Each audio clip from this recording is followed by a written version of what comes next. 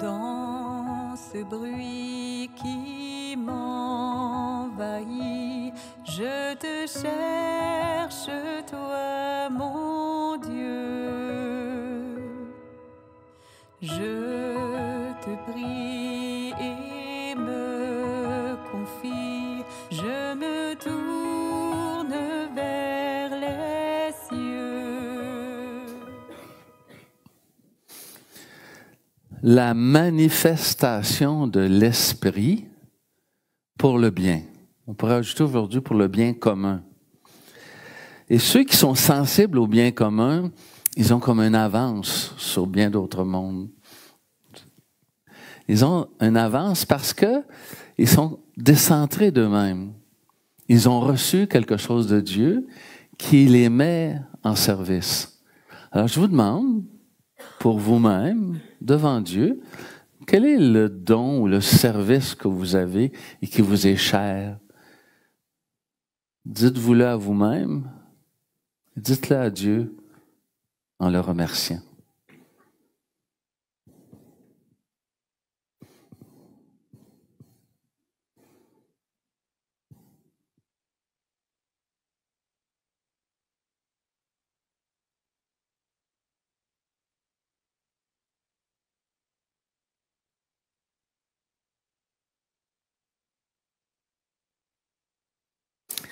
Le surplus d'abondance de grâce que Dieu nous offre, nous le mettons en service auprès de nos frères et sœurs.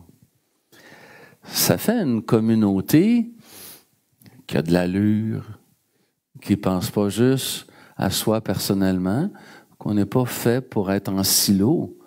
On est fait pour avoir un regard sur notre monde et sur l'Église. Maintenant, demandons-nous ensemble, c'est quoi notre apport ecclésial? C'est comment se manifeste chez vous votre apport à la vie ecclésiale, à la communauté. Je vous laisse encore quelques secondes pour y penser.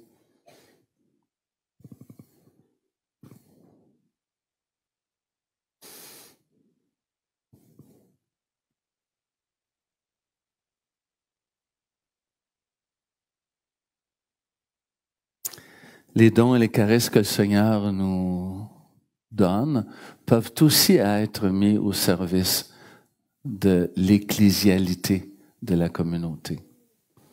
Nous sommes une église, mais d'abord une famille qui veulent suivre les pas du Seigneur, tout simplement. Et vous savez que le meilleur vin vient à la fin. Alors, en vieillissant, bien, on peut donner un meilleur vin encore. J'en suis convaincu. J'en suis convaincu. Et savez-vous, aujourd'hui, c'est comme le début, on pourrait dire, de la semaine de l'unité de prière pour les chrétiens. Juste à main levée comme ça, est-ce qu'il y en a qui ont des contacts avec des chrétiens qui sont de d'autres confessions? À main levée? Ah ben, quelques-uns. Mais c'est pas le lot de tous, hein? C'est pas le lot de tous. Le pape François nous dit qu'il y a deux grands péchés par rapport à l'œcuménisme. Le premier, c'est qu'on soit indifférent. C'est pas mon problème. Qui s'arrange entre eux autres? L'indifférence. Pourtant, ça devrait nous brûler, ça, l'idée qu'on n'est pas plus unis les uns les autres. Et l'autre péché, ben, c'est de se durcir. Moi, j'ai raison, toi, t'as tort. Toi, t'as tort, puis moi, j'ai raison. Là aussi, on tombe dans l'autre excès, hein? Alors, on peut être témoin de l'amour de Dieu en étant amoureux des personnes envers lesquelles on témoigne. L'amour n'arrête pas parce qu'on veut témoigner de son amour à lui. C'est tout à fait plausible, hein? En 1948, c'est la fondation du mouvement œcuménique. Et j'ai eu le grand bonheur d'aller à Genève, là où est le siège social, Puis de voir toutes ces églises-là, des centaines, hein, je pense que c'est plus de 300 églises, qui partagent ensemble un même désir de communion et d'unité. Et ces églises-là, je me suis fait une petite note, ont la préoccupation non seulement de nous redire à nous tous que les 7 premiers conciles étaient vraiment écuméniques et tout le monde y adhère. C'est pourquoi qu'on adhère ensemble dans toutes les églises au credo, ici à Constantinople. Hein. Je crois en l'Église une sainte catholique. Oups! Catholique, mais pas catholique romain. On n'a pas dit catholique romain. On dit catholique. Catholique, ça veut dire universel. Donc, il y a de l'Église chez nos frères protestants, il y a de l'Église chez les catholiques, chez les orthodoxes, et chacun donne un apport pour les autres. Les orthodoxes nous rappellent l'importance de l'Esprit Saint. Les catholiques rappellent que tout n'est pas du pareil au même parce qu'on a des liturgies qui sont différentes tout au long de l'année, qui nous rappellent l'ensemble de la vie du Seigneur. Noël, Pâques, c'est différent. Alors, les autres ont embarqué dans cette réalité-là. Et les protestants, ils nous rappellent la parole de Dieu. Des fois, nous, les catholiques, et la parole de Dieu, c'est un petit peu suspect, la parole de Dieu. Mais on en est revenu. Hein, on a fait du chemin, tant mieux. Et il y a 4 ou 5 textes que moi j'ai retenus, influencés par d'autres personnes, qui me disent « Hey, le chemin vers l'unité des chrétiens, c'est pas banal. Ça fait partie d'une haute spiritualité, d'un engagement que l'ecclésialité de notre communauté peut vivre. » Le premier, on le connaît tous, « Aimez-vous les uns les autres comme je vous ai aimé. » C'est pas parce qu'il est protestant que m'avoir une réserve dans mon amour. Aimez-vous les uns les autres comme je vous ai aimé. La devise de notre diocèse, on ne peut pas passer à côté, hein? Qu'il soit un comme toi et moi, Père, nous sommes un. Jean, chapitre 17, verset 21. C'est nous, ça, là. Qu'il soit un comme nous sommes un, toi et moi, Père. Alors, nous le sommes. Ça aussi, j'aime cette parole qui nous rappelle que on a un seul baptême, un seul Seigneur, une seule foi, même si on est dans des confessions différentes. C'est bon, ça. Un seul baptême. D'ailleurs, dans l'Église catholique, de plus en plus, on reconnaît le baptême des autres confessions. Au Canada, on reconnaît facilement les baptêmes de l'Église unie, l'Église orthodoxe, l'Église anglicane, l'Église... Yvan, nomme-moi-en d'autres. Et d'autres. On reconnaît de plus en plus les baptêmes des uns et des autres. Mais bien sûr qu'on va entrer, malgré tout, dans des positions qui, sans se durcir, peuvent être différentes chez les autres chrétiens. On revient dans quelques secondes.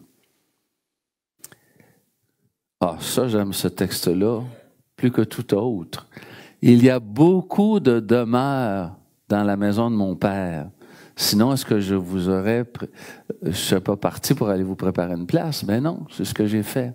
Il y a beaucoup de demeures dans la maison de mon Père. Et celle-là, qui est un bijou, quand on y pense comme il faut, là.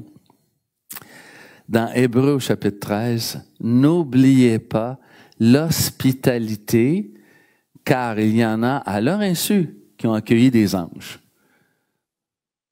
C'est beau, hein?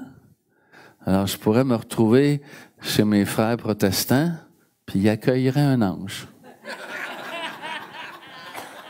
Je dis, ben oui. Vous allez me dire, il manque un peu d'ailes, mais ça viendra. Ça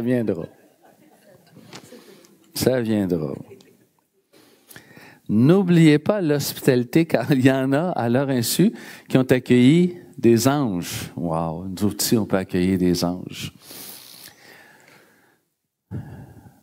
Je termine en vous disant ceci. il y a 3 avenues pour les rencontres écuméniques. La première avenue, c'est celle de la théologie. Et ça se passe des fois à un niveau autre que le nôtre. Ce sont des théologiens qui, ensemble, creusent la parole, puis essaient ensemble de voir qu'est-ce qui fait le noyau dur de la foi chrétienne. Bien sûr, là, on place le Christ ressuscité. On place pas, je sais pas quoi, mais la dévotion à Saint-Antoine de Padoue. Bien que je l'aime, Serge Saint-Antoine. J'ai couché dans son lit, imaginez-vous, à Padoue. Là, ma mère était jalouse, ça ne va pas de bon sens. Alors, la première avenue, c'est un écuménisme théologique. Et là, on va distinguer les vraies des fausses croyances. Les vraies des fausses croyances. Il y a l'écuménisme d'hospitalité. Ça, on peut le pratiquer à notre niveau facilement. Accueillir, aller vers l'autre, puis ensemble faire des choses. Dans le domaine social, surtout, l'écologie, protection de la création, la justice, le droit des personnes. Là, on peut faire plein de choses. On peut même prier ensemble, imaginez-vous. C'est-tu beau? Mais c'est antéchrétien. C'est pas la même chose que l'interreligieux. On peut aussi prier avec des musulmans, des juifs, des hindous, mais c'est au niveau là des confessions chrétiennes, quand on parle d'écuménisme. Et dans l'hospitalité, nous allons rencontrer quelque chose de magnifique, qu'on appelle aujourd'hui le consensus différencié. Gros mot, hein? On s'entend pour pas être d'accord, mais on s'entend. On est d'accord pour, sur tel ou tel point, ne pas être d'accord. Baptême des enfants, par exemple.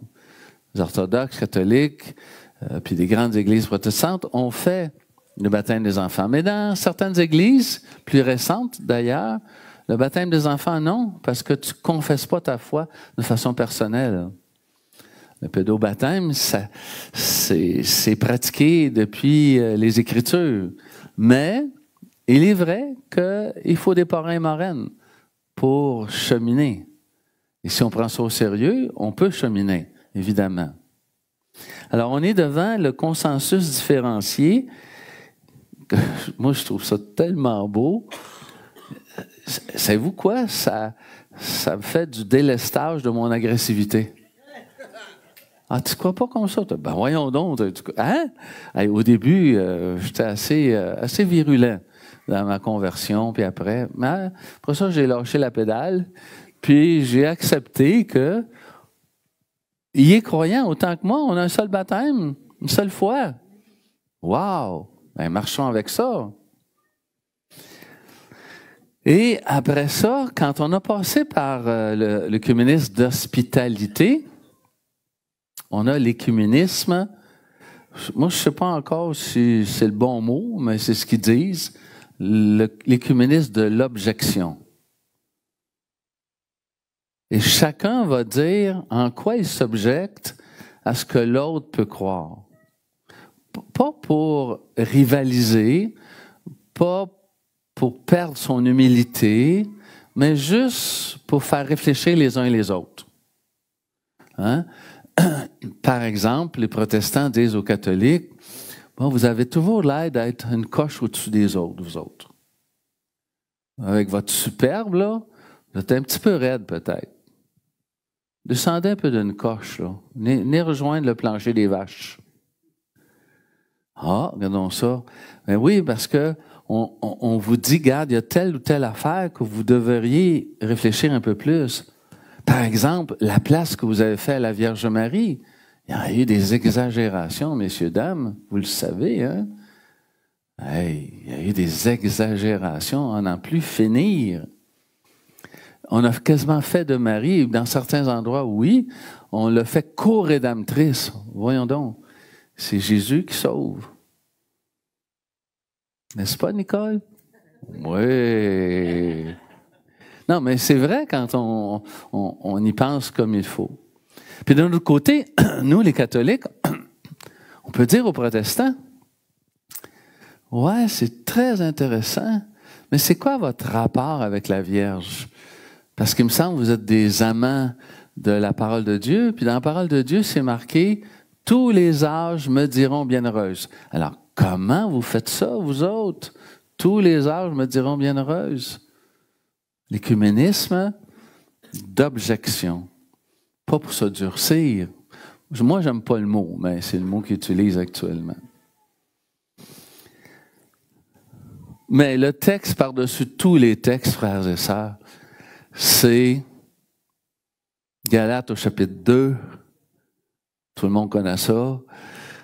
C'est le fameux concile qu'on a appelé le concile de Jérusalem en 49. Parce que là, il y avait des conversions qui ne venaient pas du monde juif, mais qui venaient du monde païen, grec, romain. Là, on se demandait, est-ce qu'on doit les accueillir dans les communautés ou on doit faire des communautés distinctes? Et la réponse, ça n'a pas été de faire des communautés distinctes, c'est de faire des communautés où tous avaient droit de citer au sein même de la communauté. Alors, les Juifs voulaient absolument, certains Juifs chrétiens, voulaient absolument que les chrétiens venus de ces horizons païens-là puissent vivre les rituels juifs. Hein? La circoncision, lavement des mains, des pieds, etc., avant les célébrations. Et il y a eu une assemblée à Jérusalem en 49 à peu près. Je pense que c'est dans ces eaux-là. Et là, on a dit non. On va faire en sorte que tout le monde soit dans les mêmes communautés. Imaginez-vous, ce genre d'écuménisme-là, c'est fantastique. C'est fantastique. Une ouverture d'esprit incroyable. Et c'est la même chose pour les lapsis. Vous connaissez les lapsis?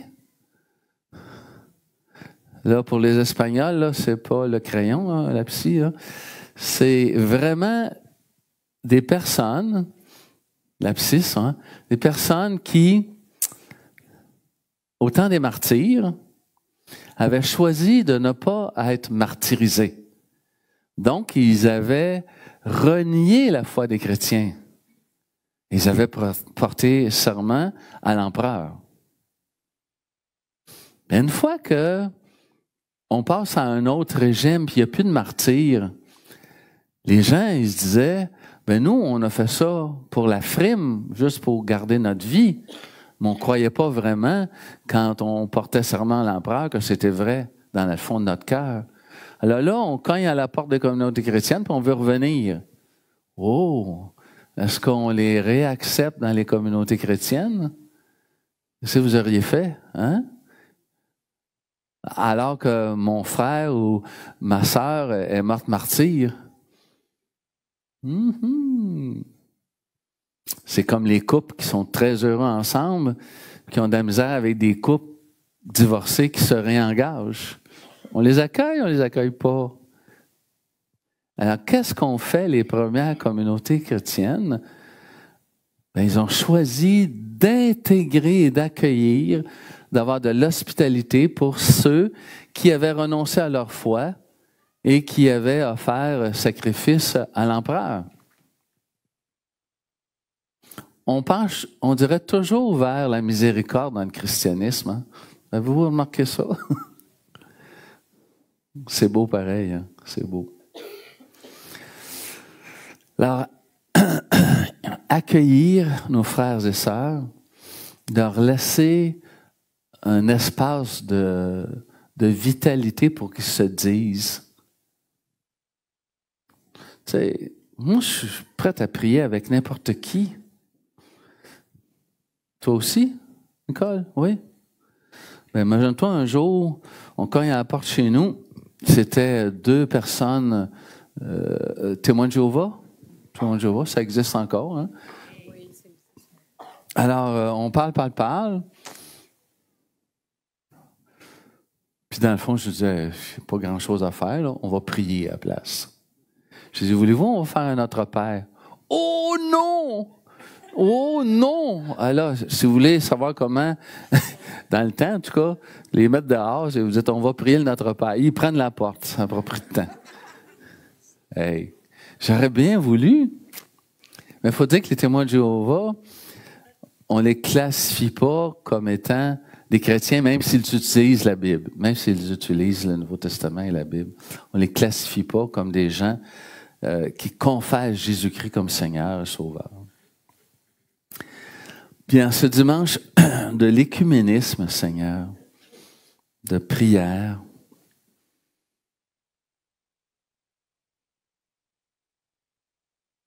nous allons rien te demander, sinon de t'exaucer toi. Ce serait bien pour nous, Seigneur, si nous pouvions exaucer ta prière, celle de l'unité.